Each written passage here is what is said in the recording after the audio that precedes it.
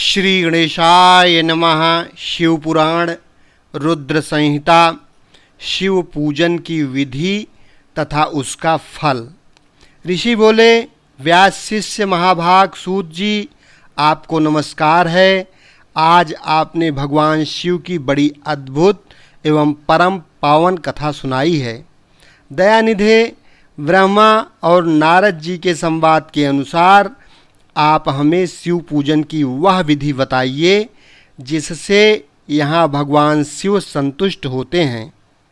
ब्राह्मण, क्षत्रिय, वैश्य और शूद्र सभी शिव की पूजा करते हैं। वह पूजन कैसे करना चाहिए, आपने व्यास जी के मुख से इस विषय को जिस प्रकार सुना हो वह बताइए।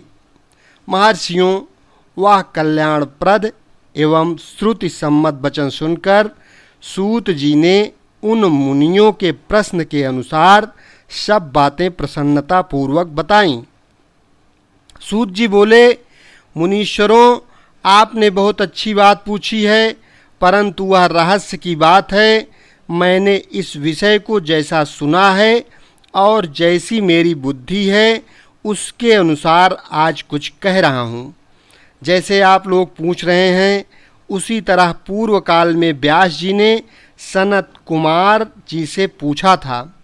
फिर उसे उपमन्यु जी ने भी सुना था।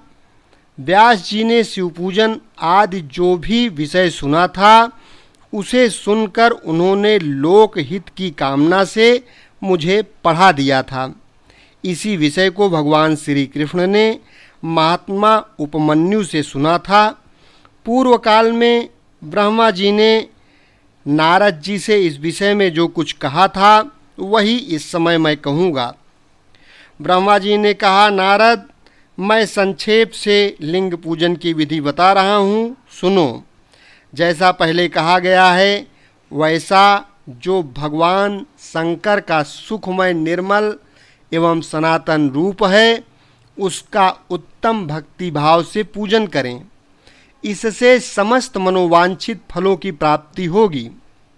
दरिद्रता, रोग, दुख तथा शत्रुजनित पीड़ा, ये 4 प्रकार के पाप कष्ट तभी तक रहते हैं जब तक मनुष्य भगवान शिव का पूजन नहीं करता। भगवान शिव की पूजा होते ही सारे दुख विलीन हो जाते हैं और समस्त सुखों की प्राप्ति हो जाती है। तत्पश्चात समय आने पर उपासक की मुक्ति भी होती है। जो मानव शरीर का आश्रय लेकर मुख्यतया संतान सुख की कामना करता है उसे चाहिए कि वह संपूर्ण कार्यों और मनोरथों के साधक महादेव जी की पूजा करे। ब्राह्मण, क्षत्रिय, वैश्य और शूद्र भी संपूर्ण कामनाओं तथा प्रयोजनों की सिद्धि के लिए क्रम से विधि के अनुसार भगवान शंकर की पूजा करें। प्रातःकाल ब्राह्म मुहूर्त में उठकर गुरु तथा शिव का स्मरण करके तीर्थों का चिंतन एवं भगवान विष्णु का ध्यान करें। फिर मेरा देवताओं का और मुनि आदि का भी स्मरण चिंतन करके स्तोत्र पाठ पूर्वक शंकर जी का विधि पूर्वक नाम लें। उसके बाद शैया से उठकर निवास स्थान से दक्षिण दिशा में जाकर मल त्याग करें। मुने एकांत में मलोत्सर्ग करना चाहिए। उससे शुद्ध होने के लिए जो विधि मैंने सुन रखी है उसी को आज कहता हूँ। मन को एकाग्र करके सुनो। ब्राह्मण, गुदा की शुद्धि के लिए उसमें 5 बार शुद्ध मिट्टी का लेप करें और धोएं। क्षत्रिय 4 बार, वैश्य 3 बार और शूद्र 2 बार विधि पूर्वक गुदा की शुद्धि के लिए उसमें मिट्टी लगाएं। लिंग में भी 1 बार प्रयत्न पूर्वक मिट्टी लगानी चाहिए। तत्पश्चात बाएं हाथ में 10 बार और दोनों हाथों में 7 बार मिट्टी लगाकर धोएं। तात प्रत्येक पैर में 3-3 बार मिट्टी लगाएं। फिर दोनों हाथों में भी मिट्टी लगाकर धोएं। स्त्रियों को शूद्र की ही भांति अच्छी तरह मिट्टी लगानी चाहिए। हाथ पैर धोकर पूर्ववत शुद्ध मिट्टी लें और उसे लगाकर दांत साफ करें। फिर अपने वर्ण के अनुसार मनुष्य दतवन करे। ब्राह्मण को 12 अंगुल की दतवन करनी चाहिए, क्षत्रिय 11 अंगुल, वैश्य 10 अंगुल और शूद्र 9 अंगुल की दतवन करें। यह दतवन का मान बताया गया है। मनुस्मृति के अनुसार काल दोष का विचार करके ही दतवन करें या त्याग दें। तात षष्ठी, प्रतिपदा, अमावस्या, नवमी, व्रत का दिन, सूर्यास्त का समय, रविवार तथा श्राद्ध दिवस ये दंत धावन के लिए वर्जित हैं। इसमें दतवन नहीं करनी चाहिए। दतवन के पश्चात तीर्थ, जलाशय आदि में जाकर विधि पूर्वक स्नान करना चाहिए। विशेष देश काल आने पर मंत्रोच्चारण पूर्वक स्नान करना उचित है। स्नान के पश्चात पहले आचमन करके व धुला हुआ वस्त्र धारण करें। फिर सुंदर एकांत स्थल में बैठकर संध्या विधि का अनुष्ठान करें। यथा योग्य संध्या विधि का पालन करके पूजा का कार्य आरंभ करें। मन को सुस्थिर करके पूजा गृह में प्रवेश करें। वहाँ पूजन सामग्री लेकर सुंदर आसन पर बैठें। पहले न्यास आदि करके क्रमशः महादेव जी की पूजा करें। शिव की पूजा से पहले गणेश जी की, द्वारपालों की और दिक्पालों की भी भली भांति पूजा करके पीछे देवताओं के लिए पीठ स्थान की कल्पना करें अथवा अष्टदल कमल बनाकर पूजा द्रव्य के समीप बैठें और उस कमल पर ही भगवान शिव को समासीन करें। तत्पश्चात 3 आचमन करके पुनः दोनों हाथ धोकर 3 प्राणायाम करके मध्यम प्राणायाम अर्थात कुंभक करते समय त्रिनेत्रधारी भगवान शिव का इस प्रकार ध्यान करें। उनके 5 मुख हैं, 10 भुजाएं हैं, शुद्ध स्फटिक के समान उज्ज्वल कांति है।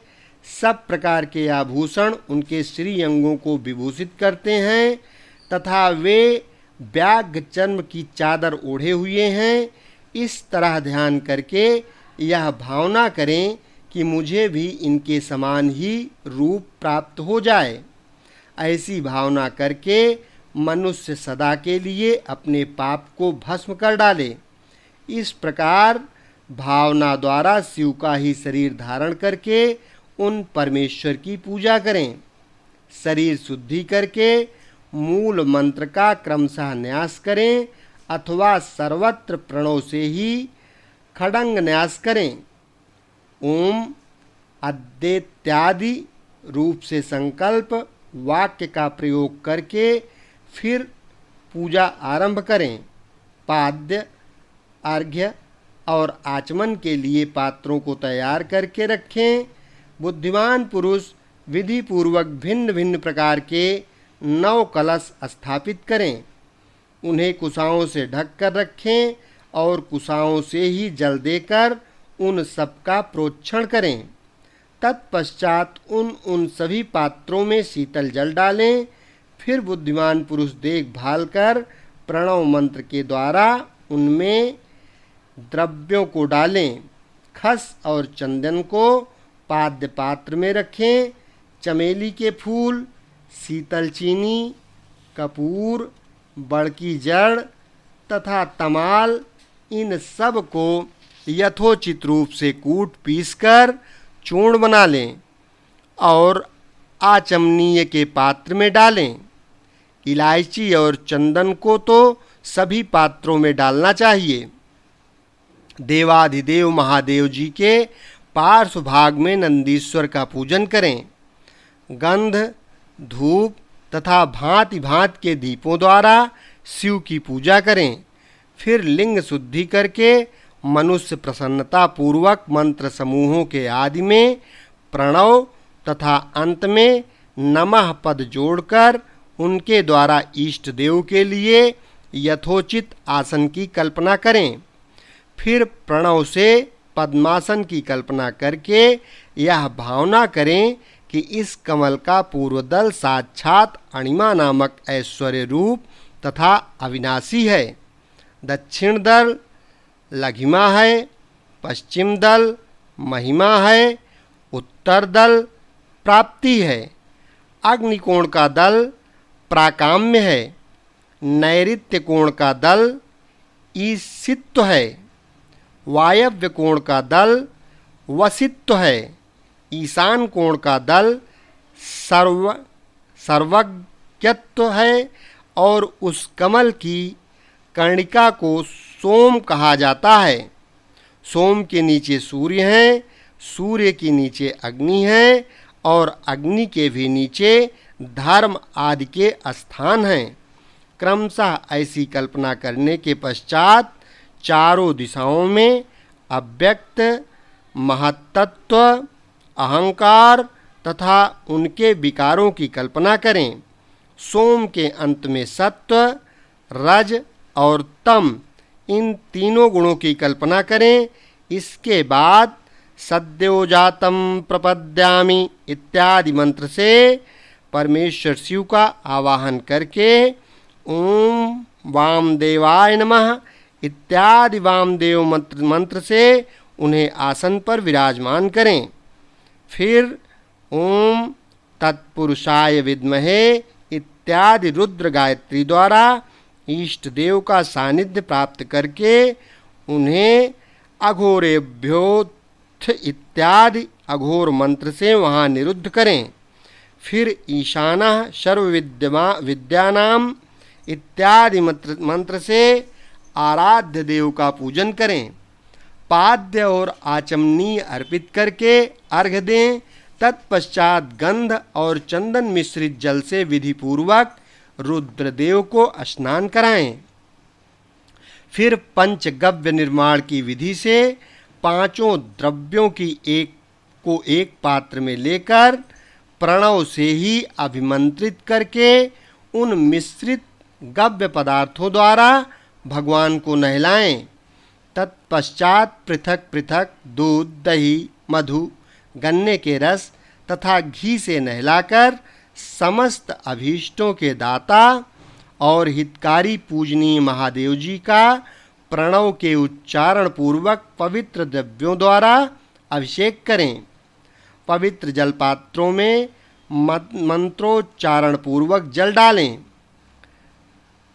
डालने से पहले साधक श्वेत वस्त्र से उस जल को यथोचित रीत से छान ले। उस जल को तब तक दूर न करें जब तक इष्ट देव को चंदन न चढ़ा लें। तब सुंदर अक्षतों द्वारा प्रसन्नता पूर्वक शंकर जी की पूजा करें। उनके ऊपर कुश, अपामार्ग, कपूर, चमेली, चंपा, गुलाब, श्वेत कनेर, बेला, कमल और उत्पल आदि भांति भांति के अपूर्व पुष्प एवं चंदन आदि चढ़ाकर पूजा करें। परमेश्वर शिव के ऊपर जल की धारा गिरती रहे, इसकी भी व्यवस्था करें। जल से भरे भांति भांति के पात्रों द्वारा महेश्वर को नहलाएं। मंत्रोच्चारण पूर्वक पूजा करनी चाहिए, वह समस्त फलों को देने वाली होती है। तात अब मैं तुम्हें समस्त मनोवांछित कामनाओं की सिद्धि के लिए उन पूजा संबंधी मंत्रों को भी संक्षेप में बता रहा हूँ। सावधानी के साथ सुनो। पावनाम मंत्र से वांग्मय इत्यादि मंत्र से रुद्र मंत्र तथा नील रुद्र मंत्र से सुंदर एवं शुभ पुरुष सूक्त से, श्री सूक्त से, सुंदर अथर्वशीष के मंत्र से, आनोभद्रा इत्यादि शांति मंत्र से, शांति संबंधी दूसरे मंत्रों से, भारुंड मंत्र और अरुण मंत्रों से, अर्थाभीष्ट साम तथा देवव्रत साम से अभित्वा इत्यादि रथंतर साम से पुरुष सूक्त से मृत्युंजय मंत्र से तथा पंचाक्षर मंत्र से पूजा करें। 1,000 अथवा 101 जलधाराएं गिराने की व्यवस्था करें। यह सब वेद मार्ग से अथवा नाम मंत्रों से करना चाहिए। तदनंतर भगवान शंकर के ऊपर चंदन और फूल आदि चढ़ाएं। प्रणव से ही मुखवास, तांबूल आदि अर्पित करें। इसके बाद जो स्फटिक मणि के समान निर्मल, निष्कल, अविनाशी, सर्वलोक कारण, सर्वलोकमय परम देव हैं, जो ब्रह्मा, रुद्र, इंद्र और विष्णु आदि देवताओं की भी दृष्टि में नहीं आते, वेद वेत्ता विद्वानों ने जिन्हें वेदांत में मन वाणी के अगोचर बताया है, जो आदि, मध्य और अंत से रहित तथा समस्त रोगियों के लिए औषध रूप हैं, जिनकी शिव तत्व के नाम से ख्याति है तथा जो शिवलिंग के रूप में प्रतिष्ठित हैं, उन भगवान शिव का शिवलिंग के मस्तक पर प्रणव मंत्र से ही पूजन करें। धूप, दीप, नैवेद्य, सुंदर तांबूल एवं सुरम्य आरती द्वारा यथोक्त विधि से पूजा करके स्तोत्रों तथा अन्य नाना प्रकार के मंत्रों द्वारा उन्हें नमस्कार करें। फिर अर्घ्य देकर भगवान के चरणों में फूल बिखेरें और साष्टांग प्रणाम करके देवेश्वर शिव की आराधना करें। फिर हाथ में फूल लेकर खड़े हो जाएं और दोनों हाथ जोड़कर मंत्र से सर्वेश्वर शंकर की पुनः प्रार्थना करें। अज्ञानाद्यदिवाज्ञानाञ्च पूजादिकं मया कृतं तदस्तु सफलं कृपया तव शंकर। कल्याणकारी शिव, मैंने अनजान में अथवा जानबूझकर जो जप, पूजा आदि सत्कर्म किए हों, वे आपकी कृपा से सफल हों। इस प्रकार पढ़कर भगवान शिव के ऊपर प्रसन्नता पूर्वक फूल चढ़ाएं। स्वस्ति वाचन करके नाना प्रकार की आशीष प्रार्थना करें। फिर शिव के ऊपर मार्जन करना चाहिए। मार्जन के बाद नमस्कार करके अपराध के लिए क्षमा प्रार्थना करते हुए पुनरागमन के लिए विसर्जन करना चाहिए।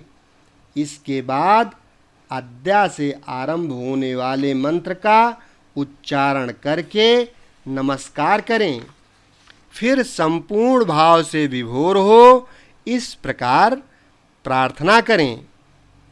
शिवे भक्ति, शिवे भक्ति, शिवे भक्तिर्भवे भवे, अन्यथा शरणं नास्ति त्वमेव शरणं मम।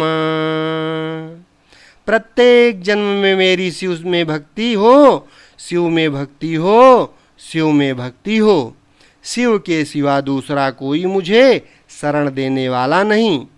महादेव, आप ही मेरे लिए शरणदाता हैं। इस प्रकार प्रार्थना करके संपूर्ण सिद्धियों के दाता देवेश्वर शिव का पराभक्ति के द्वारा पूजन करें। विशेषतः गले की आवाज़ से भगवान को संतुष्ट करें।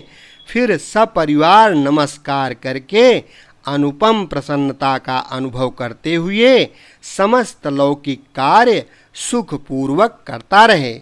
जो इस प्रकार शिव भक्ति पारायण हो प्रतिदिन पूजा करता है, उसे अवश्य ही पग पग पर सब प्रकार की सिद्धि प्राप्त होती है।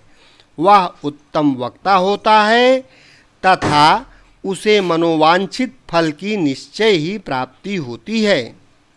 रोग, दुख, दूसरों के निमित्त से होने वाला उद्वेग, कुटिलता तथा विष आदि के रूप में जो जो कष्ट उपस्थित होता है, उसे कल्याणकारी परम शिव अवश्य नष्ट कर देते हैं।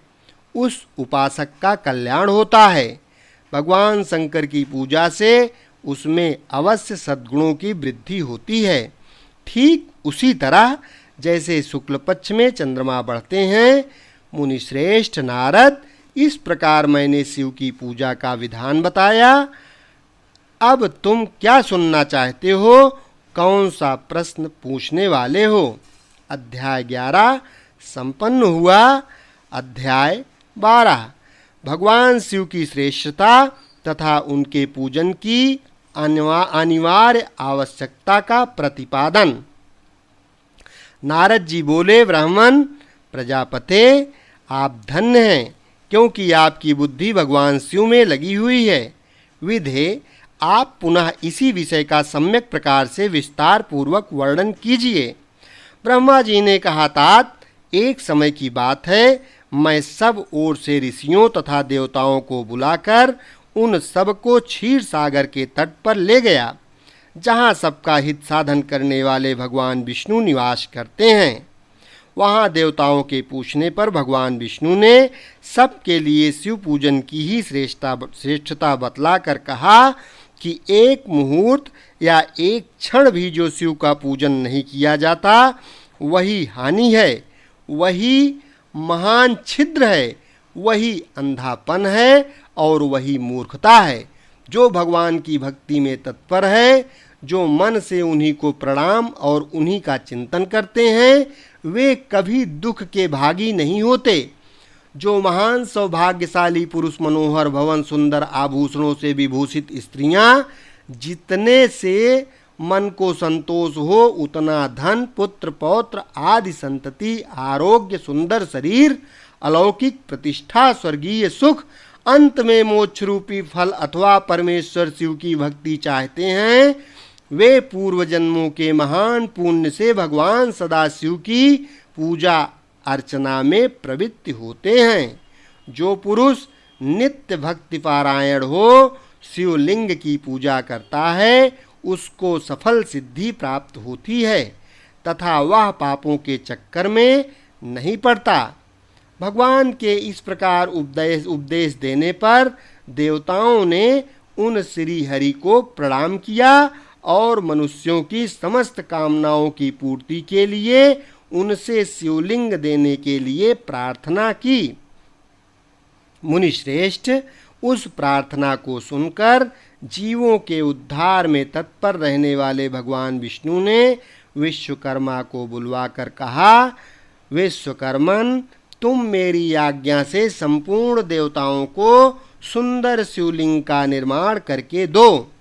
तब विश्वकर्मा ने मेरी और श्री हरि के आज्ञा के अनुसार उन देवताओं को उनके अधिकार के अनुसार शिवलिंग बनाकर दिए। मुनिश्रेष्ठ नारद, किस देवता को कौन सा शिवलिंग प्राप्त हुआ, इसका वर्णन आज मैं कर रहा हूँ, उसे सुनो। इंद्र पद्मराग मणि के बने हुए शिवलिंग की और कुबेर सुवर्णमय लिंग की पूजा करते हैं। धर्म पीत मणिमय पुखराज के बने हुए लिंग की तथा वरुण श्याम वर्ण के शिवलिंग की पूजा करते हैं। भगवान विष्णु इंद्रनीलमय तथा ब्रह्मा हेममय लिंग की पूजा करते हैं। मुने विश्रे देवगण चांदी के शिवलिंग की, वसुगण पीतल के बने हुए लिंग की तथा दोनों अश्विनी कुमार पार्थिव लिंग की पूजा करते हैं। लक्ष्मी देवी के स्फटिकमय लिंग की, लक्ष्मी देवी स्फटिकमय लिंग की, आदित्यगण ताम्रमय लिंग की, राजा सोम मोती के बने हुए लिंग की तथा अग्निदेव वज्र हीरे के लिंग की उपासना करते हैं। श्रेष्ठ ब्राह्मण और उनकी पत्नियां मिट्टी के बने हुए शिवलिंग का, मयासुर चंदन निर्मित लिंग का और नागगण मूंगे के बने हुए शिवलिंग का आदर पूर्वक पूजन करते हैं। देवी मक्खन के बने हुए लिंग की, योगीजन भस्ममय लिंग की, यक्षगण दधि निर्मित लिंग की, छाया देवी आटे से बनाए हुए लिंग की और ब्रह्म पत्नी रत्नमय शिवलिंग की निश्चित रूप से पूजा करती हैं। बाणासुर पारद या पार्थिव लिंग की पूजा करता है। दूसरे लोग भी ऐसा ही करते हैं। ऐसे ऐसे शिवलिंग बनाकर विश्वकर्मा ने विभिन्न लोगों को दिए तथा वे सब देवता और ऋषि उन लिंगों की पूजा करते हैं। भगवान विष्णु ने इस तरह देवताओं को उनके हित की कामना से शिवलिंग देकर उनसे तथा मुझ ब्रह्मा से पिनाक पाणी महादेव के पूजन की विधि भी बताई। पूजन विधि संबंधी उनके वचनों को सुनकर देव शिरोमणियों सहित मैं ब्रह्मा हृदय में हर्ष लिए अपने धाम में आ गया। मुने, वहाँ आकर मैंने समस्त देवताओं और ऋषियों को शिव पूजा की उत्तम विधि बताई जो संपूर्ण अभीष्ट वस्तुओं को देने वाली है। उस समय मुझ ब्रह्मा ने कहा, देवताओं सहित समस्त ऋषियों, तुम प्रेम परायण होकर सुनो। मैं प्रसन्नतापूर्वक तुमसे शिव पूजन की उस विधि का वर्णन करता हूँ जो भोग और मोक्ष देने वाली है। देवताओं और मुनीश्वरों, समस्त जंतुओं में मनुष्य जन्म प्राप्त करना प्रायः दुर्लभ है। उनमें भी उत्तम कुल में जन्म तो और भी दुर्लभ है। उत्तम कुल में भी आचारवान ब्राह्मणों के यहाँ उत्पन्न होना उत्तम पुण्य से ही संभव है। यदि वैसा जन्म सुलभ हो जाए तो भगवान शिव के संतोष के लिए उस उत्तम कर्म का अनुष्ठान करें जो अपने वर्ण और आश्रम के लिए शास्त्रों द्वारा प्रतिपादित है। जिस जात के लिए जो कर्म बताया गया है उसका उल्लंघन न करें। जितनी संपत्ति हो उसके अनुसार ही दान करें। कर्ममय सहस्रों यज्ञों से तपोयज्ञ बढ़कर है। सहस्रों तपोयज्ञों से जप यज्ञ का महत्व अधिक है। ध्यान यज्ञ से बढ़कर कोई वस्तु नहीं है। ध्यान ज्ञान का साधन है क्योंकि योगी ध्यान के द्वारा अपने इष्ट देव समरस शिव का साक्षात्कार करता है। ध्यान यज्ञ में तत्पर रहने वाले उपासक के लिए भगवान शिव सदा ही सन्निहित हैं। जो विज्ञान से संपन्न है उन पुरुषों की शुद्धि के लिए किसी प्रायश्चित आदि की आवश्यकता नहीं है। मनुष्य को जब तक ज्ञान की प्राप्ति न हो तब तक वह विश्वास दिलाने के लिए कर्म से ही भगवान शिव की आराधना करे। जगत के लोगों को एक ही परमात्मा अनेक रूपों में अभिव्यक्त हो रहा है। एकमात्र भगवान सूर्य एक स्थान में रहकर भी जलाशय आदि विभिन्न वस्तुओं में अनेक से दिखते हैं। देवताओं, संसार में जो जो सत्य या असत वस्तु देखी या सुनी जाती है वह सब परम ब्रह्म शिव ही है, ऐसा समझो। जब तक तत्व ज्ञान न हो जाए तब तक प्रतिमा की पूजा आवश्यक है। ज्ञान के अभाव में भी जो प्रतिमा की अवहेलना करता है उसका पतन निश्चित है। इसलिए ब्राह्मणों, यह यथार्थ बात सुनो। अपनी जात के लिए जो कर्म बताया गया है उसका प्रयत्न पूर्वक पालन करना चाहिए। जहाँ जहाँ यथावत भक्ति हो उस आराध्य देव का पूजन आदि अवश्य करना चाहिए, क्योंकि पूजन और दान आदि के बिना पातक दूर नहीं होते। जैसे मैले कपड़े में रंग बहुत अच्छा नहीं चढ़ता है, किंतु जब उसको धोकर स्वच्छ कर लिया जाता है तब उस पर सब रंग अच्छी तरह चढ़ते हैं। उसी प्रकार देवताओं की भली भांति पूजा से जब त्रिविध शरीर पूर्णतया निर्मल हो जाता है तभी उस पर ज्ञान का रंग चढ़ता है और तभी विज्ञान का प्राकट्य होता है। जब विज्ञान हो जाता है तब भेदभाव की निवृत्ति हो जाती है।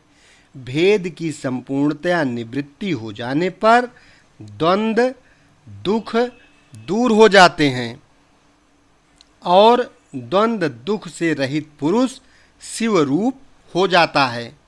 मनुष्य जब तक गृहस्थ आश्रम में रहे तब तक पांचों देवताओं की तथा उनमें श्रेष्ठ भगवान शंकर की प्रतिमा का उत्तम प्रेम के साथ पूजन करे, अथवा जो सबके एकमात्र मूल हैं उन भगवान शिव की ही पूजा सबसे बढ़कर है, क्योंकि मूल के सींचे जाने पर शाखा स्थानीय संपूर्ण देवता स्वतः तृप्त हो जाते हैं।